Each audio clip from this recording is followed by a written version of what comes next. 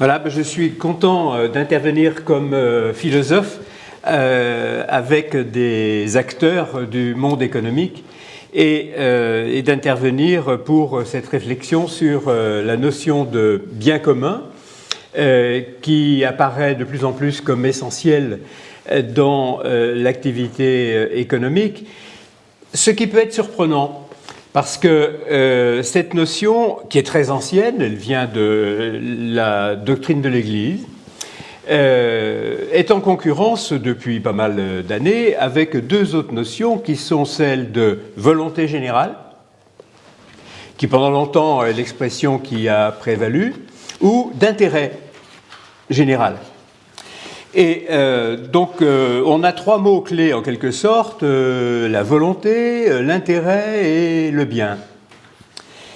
En quoi cette distinction est-elle éclairante? Alors, la notion de volonté générale, qui nous vient pour une grande part de Rousseau, et donc d'une inspiration socialiste au sens où il est question, sur la base d'un contrat, d'élaborer, de mettre sur pied, de faire advenir une société. Nous ne sommes pas encore dans une société, nous sommes dans une espèce de machin entre la horde et le troupeau. Et donc le mot d'ordre socialiste, c'est que pour devenir une société, il faut que nous ayons une volonté commune et que cette volonté puisse s'exprimer dans un contrat.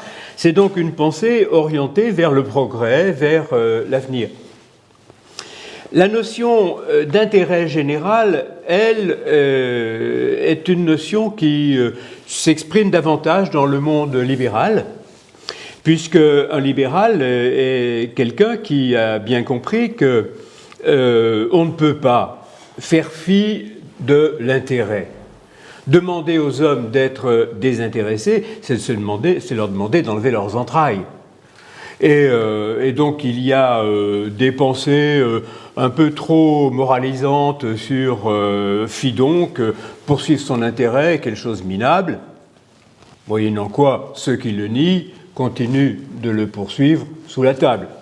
Donc il est bien plus clair de dire qu'effectivement nous sommes un être intéressé, c'est-à-dire qui a un certain nombre de désirs, un certain nombre de besoins, et qu'il peut légitimement rechercher. Et donc supprimer la notion d'intérêt du monde de l'économie, ça n'a pas plus de sens que de supprimer la notion de désir de la morale sexuelle, quoi. Cependant, cette notion d'intérêt a comme horizon celui d'une compétition. Alors, c'est parfois l'inconvénient qu'on lui trouve.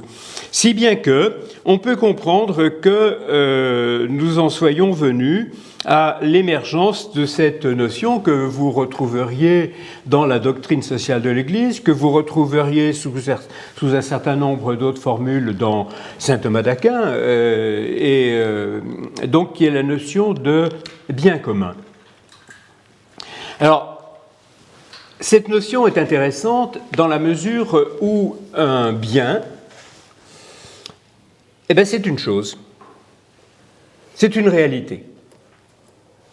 Et donc il ne faut pas prendre ici, me semble-t-il, mais on pourra en discuter, il ne faut pas prendre le mot bien au sens d'un bien moral à réaliser, d'un impératif moral comme on l'a dans la philosophie morale kantienne, de réaliser un bien. Il ne faut pas l'apprendre non plus donc au sens d'un adverbe. Non, c'est bien, ici, bien commun est un nom. C'est-à-dire qu'il s'agit du réel en tant qu'il est partagé, en tant qu'il est voué à être partagé et que, de ce point de vue, nous ne sommes que relativement propriétaires. Nous sommes peut-être les gestionnaires d'un secteur de la création, d'un secteur de la nature, d'un secteur des biens, Mais dire que ces biens sont communs, que ce bien est commun, c'est reconnaître que chacun, dans l'exercice de ses initiatives, de ses activités économiques, se reconnaît comme le gestionnaire d'une réalité qui est appelée à être partagée et dont ce serait une usurpation en quelque sorte que de la détourner sous la forme d'une propriété jalouse. Donc le bien commun, eh bien, c'est pour l'université, c'est par exemple le mobilier. Donc ce n'est pas une attitude morale très élevée, on ne vous demande pas de rentrer en lévitation et d'être complètement désincarné, non, mais de prendre soin des choses, en tant qu'elles sont partagées, en tant qu'elles sont communicables. En quel sens ce bien est-il commun ? Premièrement, au sens où il ne vient pas de nous. Nous sommes tous des héritiers. Depuis que je suis gamin, alors je vais vous confier une de mes rêveries d'enfant, c'est vrai, pendant les longues heures de cours où parfois j'avais besoin de rêver, il m'arrivait de rêver devant mon stylo et de songer que pour arriver à cet objet, toute l'humanité est convoquée. Toute. Ceux qui l'ont fabriqué, ceux qui l'ont acheminé jusqu'à moi, ceux qui me l'ont vendu, mais ceux qui ont inventé la fabrication de la matière plastique qui a permis de fabriquer le stylo, ceux qui ont inventé la procédure du stylo-bille à pressoir, ceux qui ont inventé l'écriture, vous pouvez prendre n'importe quel point, dans un objet fabriqué, nous sommes tous solidaires, nous sommes tous héritiers.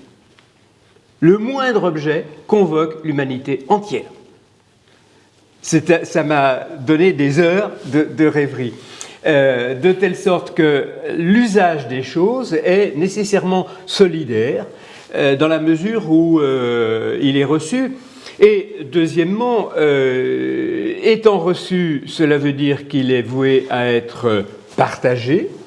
Je ne peux pas considérer que l'héritage est seulement une propriété. Oh, bien sûr, il paraît que maintenant, les notaires nous disent que maintenant, quand les gens héritent, ils font un voyage.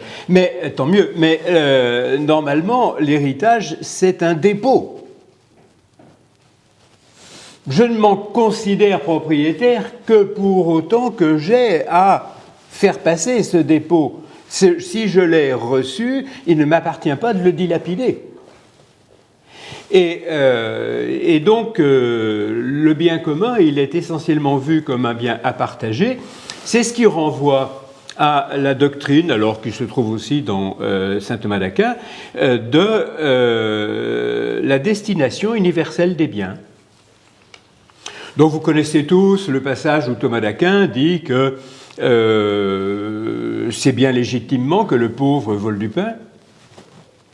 Que voulez-vous qu'il fasse ? Et on ne va pas le poursuivre parce qu'il vole du pain. Et on ferait bien mieux d'honorer la destination universelle des biens plutôt que chacun mette son poing, sa paluche sur les choses en disant « c'est à moi ». Alors ça nous renvoie à Rousseau. Le premier malheur du monde est venu de celui qui a planté un piquet et a dit « c'est à moi ». Et d'ailleurs, geste purement symbolique, car il a fallu qu'il trouve des gens assez sots pour le croire, dit Rousseau. Parce qu'il suffisait de renverser le piquet. Donc cette appropriation apparaît bel et bien comme un détournement de la création. Donc dans la notion de bien commun, il y a la notion de bien au sens de la chose. Donc la pelouse, le livre, le bureau... Voilà, pour les habitants de l'immeuble, le bien commun, c'est la pelouse. Ce n'est pas la leçon de morale qu'on donne aux gosses. Et cette notion de bien commun a un autre intérêt pour nous, maintenant, c'est que nous sommes de plus en plus travaillés par l'idée de communauté. On affecte de dire du mal de la communauté, du communautarisme, je veux bien, mais enfin, on le voit d'ailleurs dans les périodes de guerre, ô combien, hélas, ces jours-ci, quand la société se défait, qu'est-ce qui reste? Les communautés. Et le jour, vous êtes brouillé avec votre sœur, mais rassurez-vous, le jour où il y aura une guerre civile, c'est à la porte de votre sœur, si brouillé que vous soyez, que vous irez frapper. Parce que la communauté fait primer le devoir par rapport au droit. La société fait primer le droit et donc repose sur la revendication des droits. Il est bon d'être attentif à la revendication des droits. Mais je suis membre d'une société, c'est pour ça que le mot volonté générale est lié au contractualisme, je suis membre d'une société à laquelle je m'inscris par ma volonté. Donc effectivement, l'idée de société renvoie à une volonté et je peux me retirer d'une société. L'essentiel d'un contrat, c'est l'article qui permettra de se séparer en bonne entente. Les contrats ne servent qu'aux clauses de séparation. Dans la communauté, je suis rentré sans l'avoir voulu. On ne choisit pas ses parents, on ne choisit pas sa famille, ni les trottoirs de Paris ou Manille. Et cette communauté que je n'ai pas voulu, elle est cependant fondatrice d'obligations plus fortes que celles que j'ai voulues, dont je pourrais retirer mes billes au bon moment. Donc cette notion de bien commun a l'intérêt de mettre l'accent sur le fait que la réalité humaine est la réalité d'une communauté avant d'être un contrat dans lequel s'engagent des sociétés, avant d'être un accord fait sur la base d'un certain nombre d'intérêts. Avant la volonté, avant l'intérêt, il y a des solidarités plus profondes qui, au fond, incarnent notre humanité et c'est ce qui s'exprime donc dans cette idée émergente de bien commun qui suppose d'éclairer la notion de bien et celle de communauté. C'est ce que j'ai essayé de faire.